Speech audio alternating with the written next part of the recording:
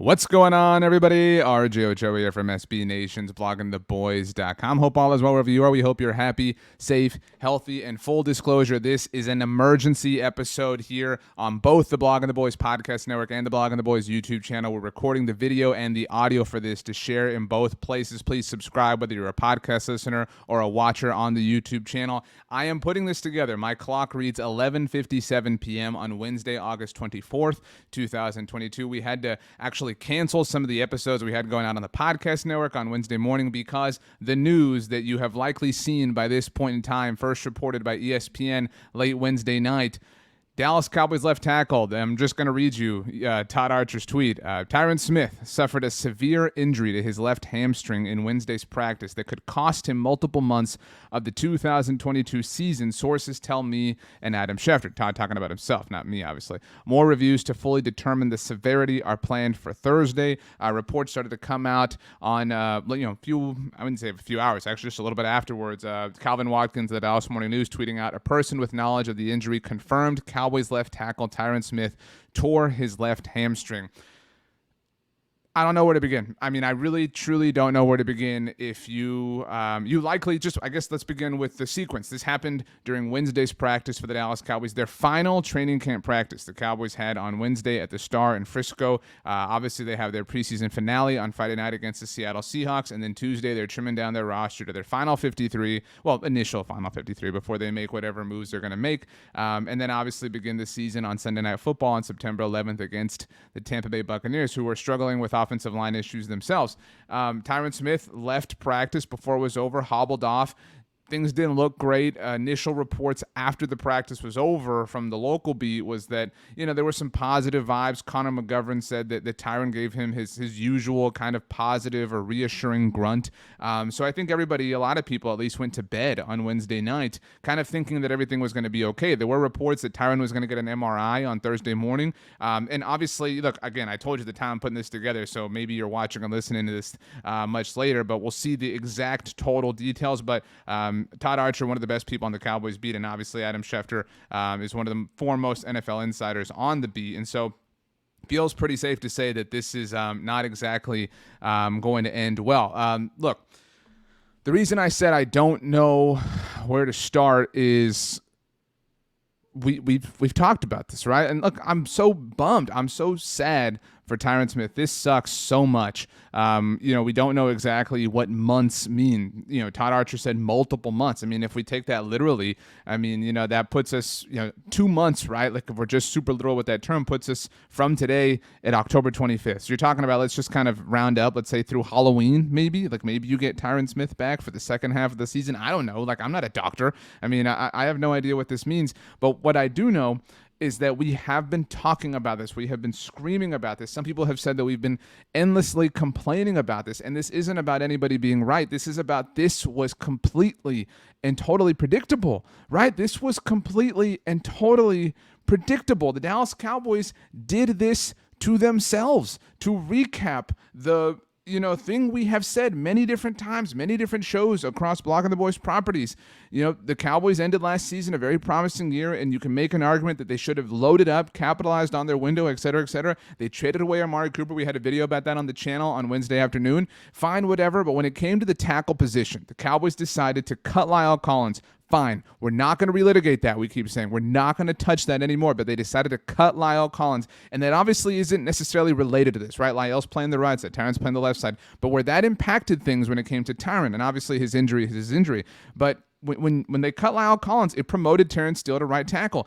And what did the Cowboys do? What did they do to answer their hole, their gap, their void at swing tackle? They did nothing. They did absolutely nothing. They spent the 5th-round draft pick that they got in the Amari Cooper trade on Matt Waletzko. That's it. I'm not being silly. I'm not joking with you. I'm not being hyperbolic. I'm not trying to exaggerate for effect or anything like that. That is literally the only sizable addition that the Cowboys made to their tackle room as a whole. The plan heading into camp in Oxnard, California was for one of Josh Ball or Matt Waletzko to become this team's primary swing tackle. And a common response you get, and I know my voice is choking up. I was drinking some hot tea before this all started, and so it's kind of manifesting there. But where a lot of people kind of try to clap back or argue and say, well, what about other NFL teams? How do they handle swing tackle? Do they have three viable starting tackles in the NFL? Every situation is different, all right? But if we're examining this situation, Tyron Smith is a future Pro Football Hall of Famer. He's an amazing player when healthy, but that last part is a stipulation because it has been very real for over half a decade. We have gone 6 years in a row. That's not a small sample size by any stretch of the imagination. We have gone 6 years in a row where Tyron Smith has had to miss time for some reason or another. I've said it multiple different ways. Tyron Smith has not played a full season since Dak Prescott and Zeke Elliott were in college. Tyron Smith has not played a full season since the Dallas Cowboys called Valley Ranch their world headquarters, not the Star in Frisco. And so when you know that you are likely going to deal, not even likely, you can't call anything a guarantee, you know what I mean? But when it is as guarantee as a guarantee can get, or as a non-guarantee can get, I should say. When you know that that's the case, you have to prepare. The episode that we had to delete, I talked about an insurance policy, right? If you get into a car accident, your insurance policy goes up. If you get into another one, your insurance continues to rise, things like that. I'm not an insurance agent, so don't come for me if you are. But you get the point. You have to understand the variables and the factors at play for your specific situation. And the Dallas Cowboys knew the situation that they had going on with Tyron Smith. They knew that it was going to be, in all likelihood, a situation where they had to have somebody able to replace him. And they didn't add anybody. And so now Josh Ball is, got people saying Josh Ball sucks. And I'm not saying Josh Ball's playing well, but what did the Cowboys do? They sold Josh Ball out. Matt Let's-Go did practice on Tuesday, so he's another option. But again, the Cowboys' plan here was for two players with combined 0 NFL experience to come in and save them. Their overall plan this offseason has been to get lucky. That has been how they have operated from start, not even to finish. Obviously, we haven't even really technically started. They did this to themselves. And you can argue maybe that they drafted Tyler Smith and that was their way of hedging their bet here. But if they really did want to hedge their bet with Tyler Smith, right? He's the left tackle of the future. Why have we not seen him working at tackle throughout camp to this point? If you know that Tyron Smith is likely going to miss camp at some point, why are you not preparing Tyler Smith? You're just going to throw him in there, whatever the case may be, if it's week 6 or week 10. I mean, obviously it's not anymore, but that is a really irresponsible way to go about doing this. It is a completely arrogant way to go about doing this. And so, look, I feel for Tyron Smith so much. I think that's the most important thing here. He's had such a long career. He's been such a great player, and it's so obvious that he's much closer to the end of things than he is the beginning as far as his playing time in the NFL is concerned. But man, this is just such a huge bummer with the season 2.5 weeks away, and so we're left kind of stuck, right? I mean, hey, the season starts in 2.5 weeks. You just said it, RJ. What do we do? Veteran options. Our own David Howman at bloggingtheboys.com wrote about 6 names a few weeks ago because this has been a problem that we have been able to see for months now. So we've been talking about options, etc. The 6 names that Howman listed, you should go read his article. Ty Nsekhe, who was technically the team's swing tackle last year before Terrence Steele stole that job. Nate Solder, Marcus Cannon, Eric Fisher, Brian Bulaga, who Mike McCarthy obviously knows from their time together with the Green Bay Packers. Jason Peters. I saw a great point from Landon McCool, Blogging the Boys alum, co-host of the Locked On Cowboys podcast. Go listen to them. That now Jason Peters, maybe he wasn't in consideration because before this news, you were talking about players to either play on the right side and demote Terrence Steele to swing tackle duty, or players to be your swing tackle, which would obviously potentially have to play right tackle. But now you're talking about a true classic left tackle. So Jason Peters is a much more legitimate option, now than he was an hour ago for me in terms of the time I'm putting this together. So those are your veteran options, and the Cowboys have refused at every turn to address this situation by way of free agency. I mean, look, I'm not saying they did a great job, but they have at least signed veteran wide receivers when it comes to that avenue of team building. They did technically sign James Washington. He was actually their first external free agent signing of the offseason. I don't know if you classify Kevontae Turpin as a veteran. Obviously, it's a bit of a unique thing, but they did sign him. So they have technically brought in people there. They have brought in nobody at tackle. Nobody, despite knowing the injury history associated with Tyron Smith. They have not done anything. They have crossed their fingers, closed their eyes, and put the other fingers in their ear and said, la, la, la, la, la, everything's going to be totally fine because we want it to be. Now, one other option, because we have to talk about this, and there's obviously going to be a lot of layers and tentacles to this. We'll, of course, keep you updated at bloggingtheboys.com, here on the Blogging the Boys podcast network and the Blogging the Boys YouTube channel, of course, across Blogging the Boys social properties. Tyler Smith, we mentioned it. seemingly the left tackle of the future for this team. Could the Cowboys decide to kick him out to left tackle now and play Connor McGovern at left guard? For what it's worth, ahead of Wednesday's practice, the practice in which Tyron Smith was injured, Mike McCarthy said that if the Cowboys had to play a game today, which today is now yesterday, Wednesday, that Connor McGovern would have played at left guard. I don't think anybody believed that. I think that was just coach speak and just kind of, you got to earn your star, earn your stripes, all that kind of, jazz. But on some level, the Cowboys kind of believe that Connor McGovern is a superior player at left guard. So you can certainly make an argument. It's a poor one just because of the circumstances that led to it, but you can make an argument that the Cowboys' best path forward here, and because you're obviously looking long-term in the future now, it's hard to envision Tyron Smith playing in 2023, which is a bummer in and of itself, but you're looking towards the future. You're obviously looking towards the here and now. You can make an argument that playing Tyler Smith at left tackle and Connor McGovern at left guard is the way to go. You can also then, if you're living within that argument, be frustrated that the Cowboys did not devote any serious time to left tackle for Tyron Smith to this point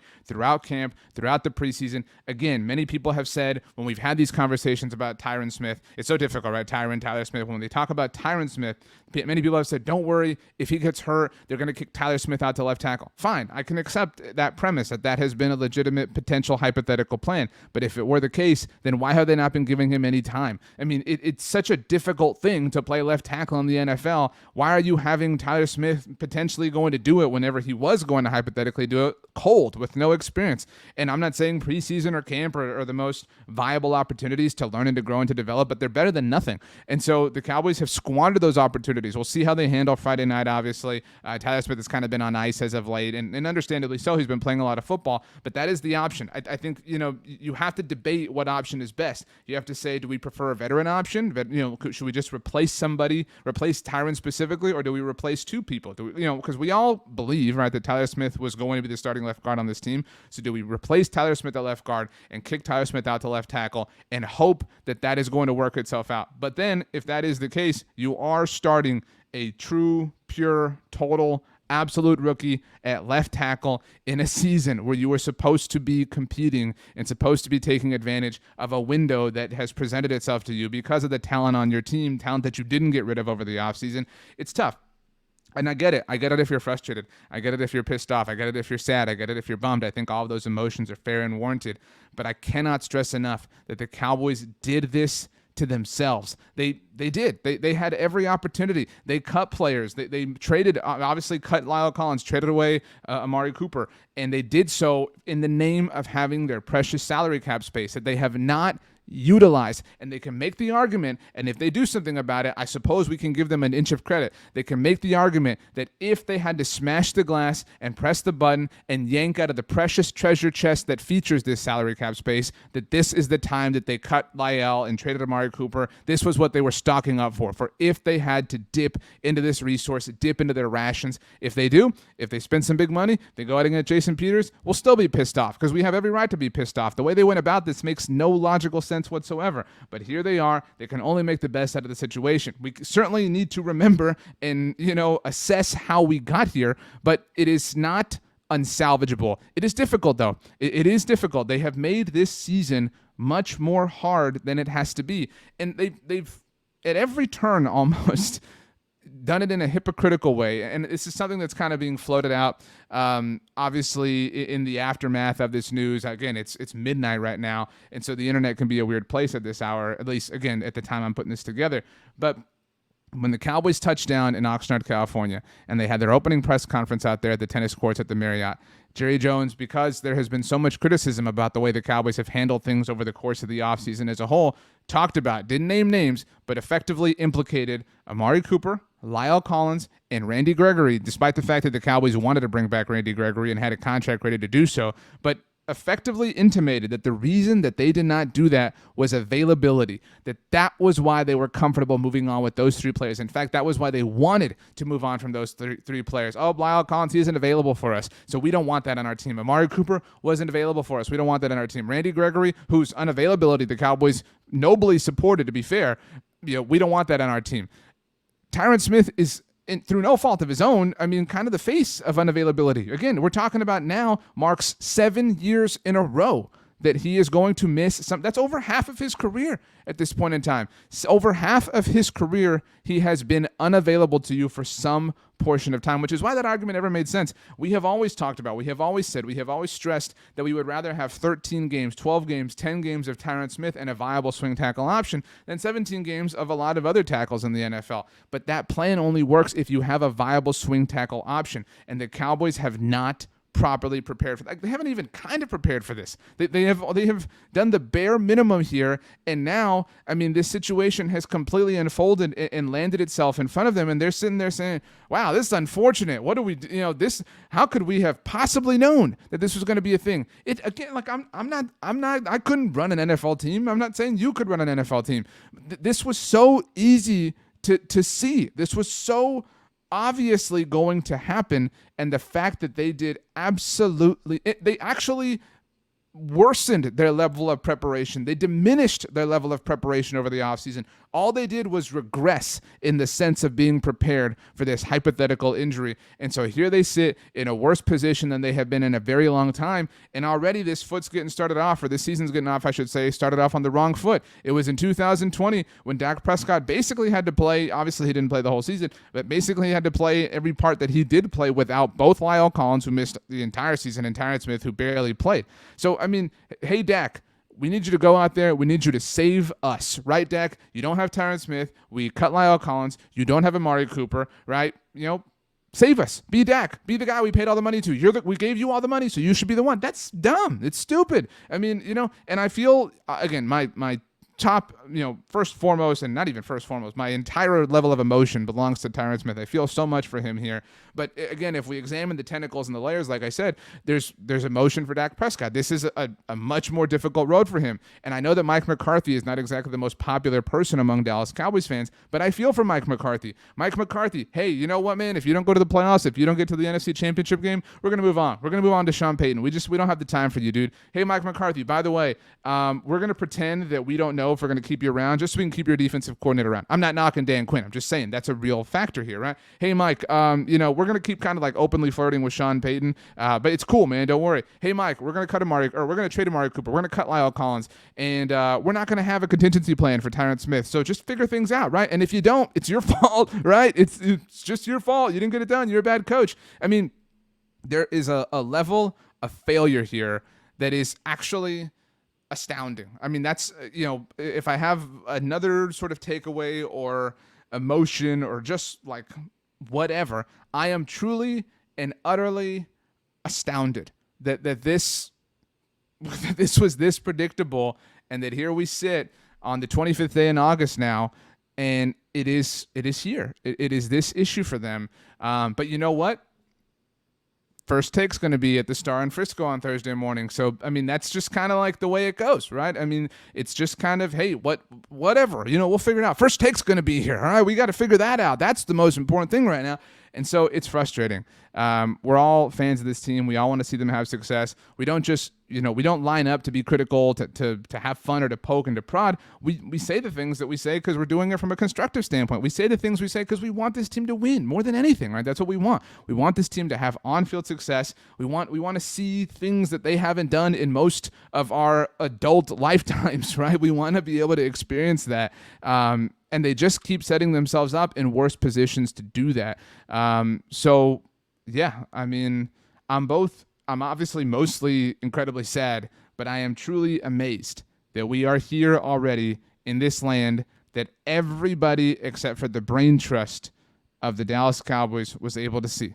Right, like you ever know somebody and they got into some mess or some relationship or some situation, and everybody around them said, don't do that, it's going to go this way, don't do that way. And that one person said, no, I got this, I'm right. I mean, I know I've been that person. I've done things against the better judgment of wiser counsel, and it's blown up in my face, right? I've been the one who looked dumb, and I've been the one who had to pay the consequences. And the Cowboys are sitting here saying, guys, I know you said, but man, how are we supposed to know? And so that's just where we're at here. It is an astounding situation. It is the worst possible thing that could happen in a practical sense. So all the best to Tyron Smith. we'll obviously know more as Thursday unfolds, so make sure to stay tuned to bloggingtheboys.com, here, the Blogging the Boys Podcast Network, and of course, the Blogging the Boys YouTube channel, our Blogging the Boys social properties. We'll keep you updated as best as we can. The Cowboys will play a preseason game on Friday night. They will be on First Take, so obviously there's a lot happening in the world of America's team. My name is RJ Ochoa. You can follow me on Twitter or Instagram at RJ Ochoa. You can follow me on TikTok at rj.ochoa. If you'd like to send me an email, you can. rj.ochoa@sbnation.com is how you do that. If you are a YouTube watcher, you can comment on the video, and we'll definitely get to those. If you're watching on YouTube, please do subscribe. Please like the video. Those things help us out. If you're listening on the podcast network, please subscribe wherever you get your podcasts, Apple devices, Spotify. Leave a rating, write a review. Those things help us out. It can be okay still. It can. This is a big setback. All right. We'll see. The ball's in their court, as it usually is. Thanks for hanging out, everybody. We'll see you next time. And we love you all. Go Cowboys.